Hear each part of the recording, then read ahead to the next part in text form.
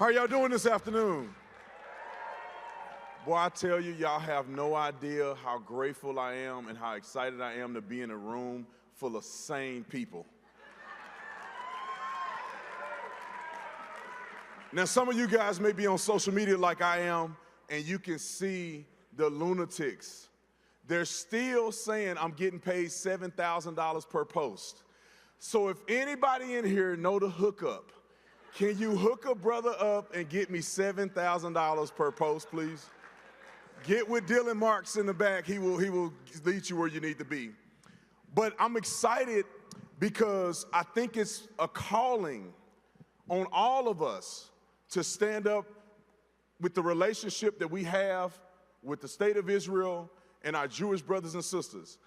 I am the most excitable person when it comes to this topic. And I will stand with my Jewish brothers and sisters to the very end.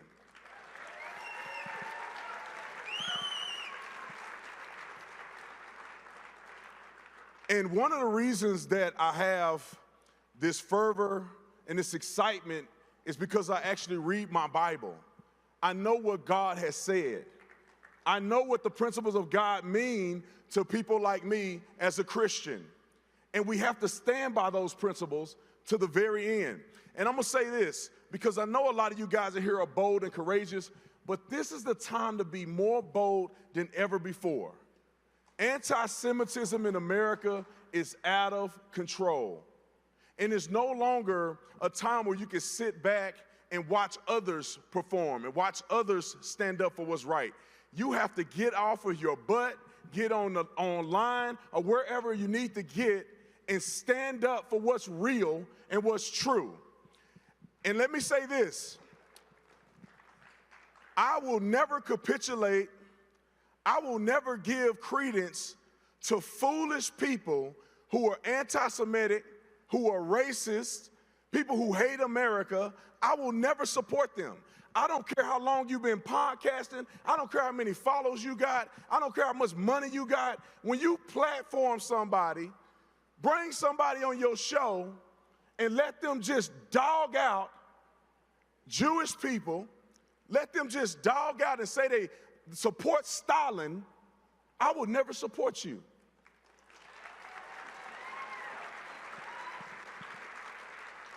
I'm trying not to get crazy in here, but we got to stop being soft on this topic. We got to stop being soft on the topic. Let me tell you what cancellation is not. No one cares if you on your own social media platform and you spew whatever you want to say, whether it's stupid or not. We live in America and people have the right to free speech, but we don't have to platform you. We don't have to let you come on our programs and say stupidity and spew stupid stuff.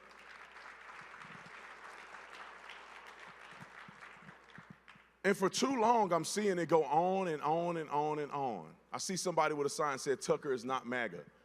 I guess I got to put his name out there. That's not MAGA. When you're on your platform and people are acting as if Sharia law is better than what we have here in America and the laws that are given to us by God through faith, you're a silly person.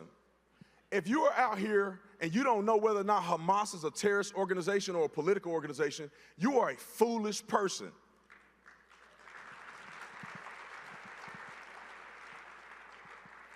And since I'm already name dropping, everybody saw that interview. You have a guy say that he supports Stalin and that he was a big fan of Stalin on your show. You can have him on the show, but doggone it, you better push back on people like that. There's no way you can say that you're a Christian. There's no way you can say you believe in God and you support a person like Joseph Stalin, who did not believe in God, who killed so many people. Enough is enough. We're not putting up with it anymore.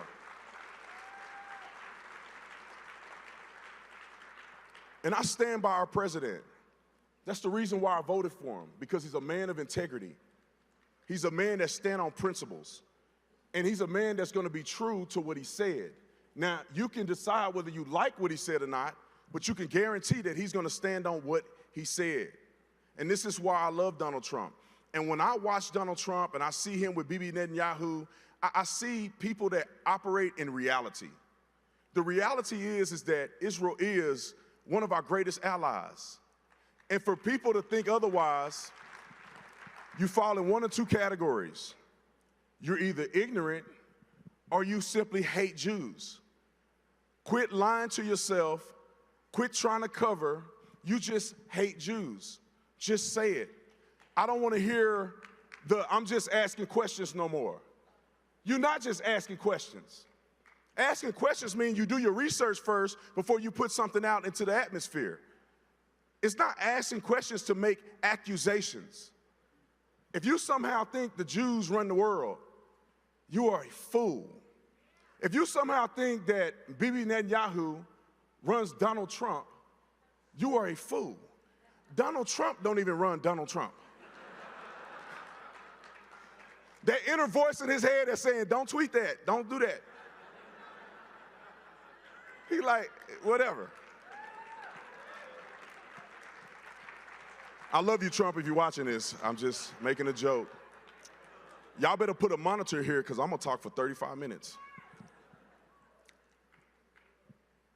But I'm so passionate about this, and it really changed my perspective because I need to give you guys a little background here. I'm a young guy from Fort Worth, Texas, never went outside of Fort Worth a day in my life growing up. We didn't even go to Dallas. Some of you in Texas, we were in Fort Worth, we never even went to Dallas. Dallas was it was a travel for us. And then I got older, went to the University of Arizona, but I had never left the United States of America. I was ignorant. I'm gonna be embarrassed to say this, but don't judge me, okay? God still loves me, okay? When I was asked, I wasn't really asked, it was Pastor Alan Jackson was going to Israel, and I had never been out of the country, and I said, of course I would love to go with you. I would love to go where Jesus was and all the great things that as Christians we love about Israel. And so when I decided to go, I didn't know anything really about Israel. I used to think that Israel was like a third world country. I'm not gonna lie, I thought it was like Afghanistan and all these other places.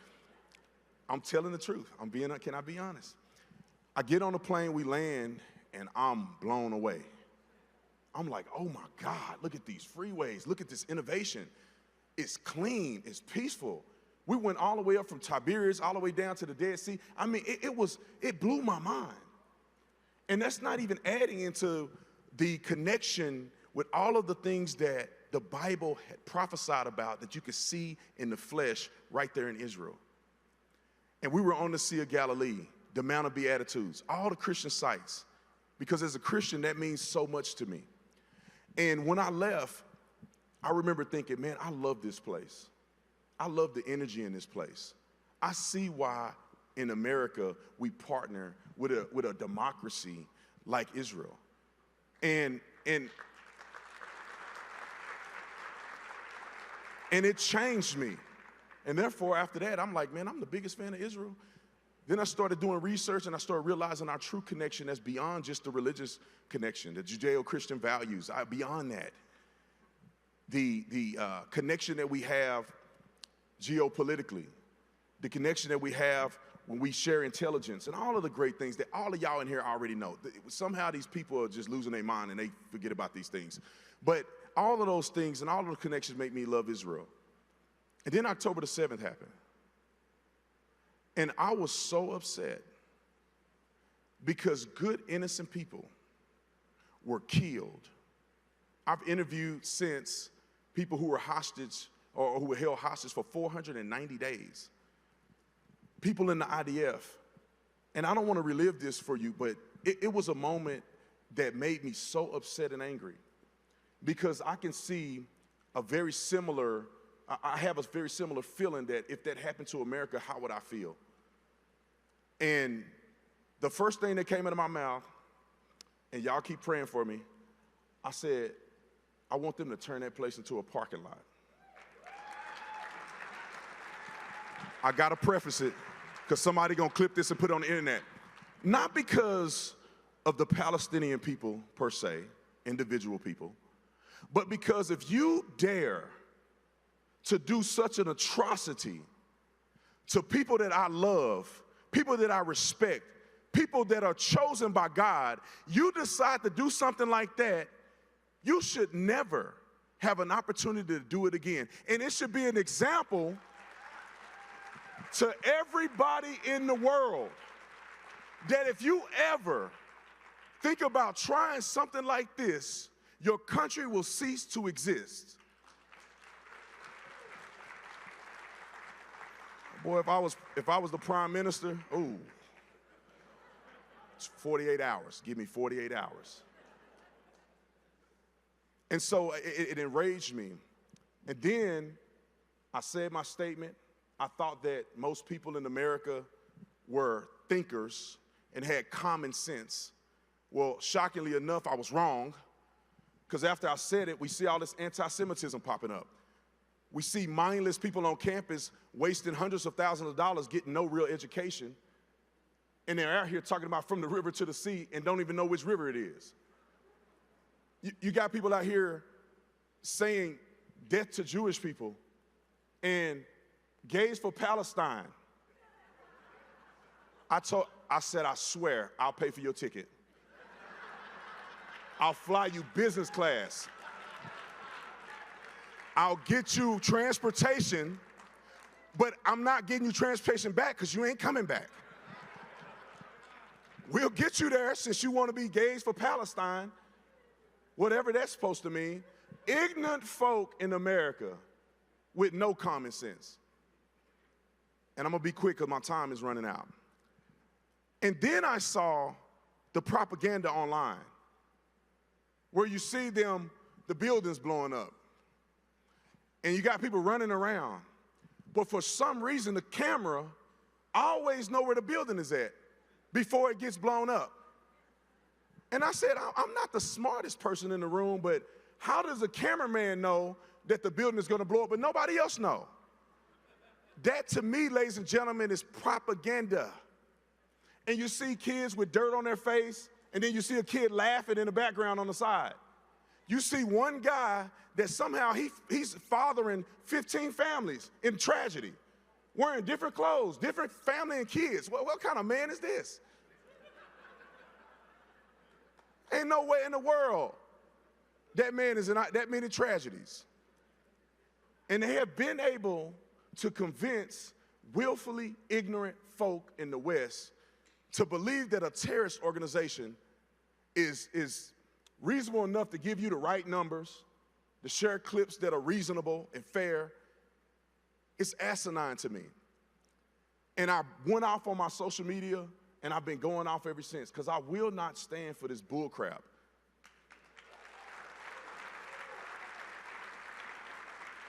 And I'm gonna walk off the stage with this. I want to encourage every single person sitting in this room. Do not allow the opportunity for you to be here, for you to just be here to hug people and say hi and drink some tea or whatever you do and slap high five. When you leave here, you better leave here different than the way you came. When you leave here, you better leave here more bold, more courageous, and standing up more than you ever have before.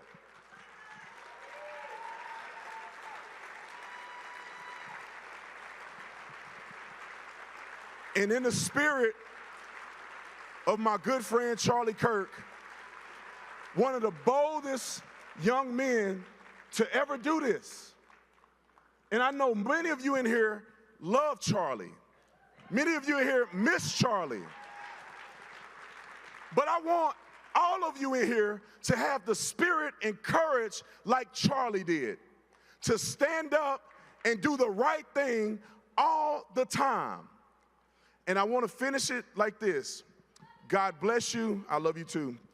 God bless you. God bless Israel. God bless all my Jewish brothers and sisters out here. God bless America. And y'all keep fighting a good fight.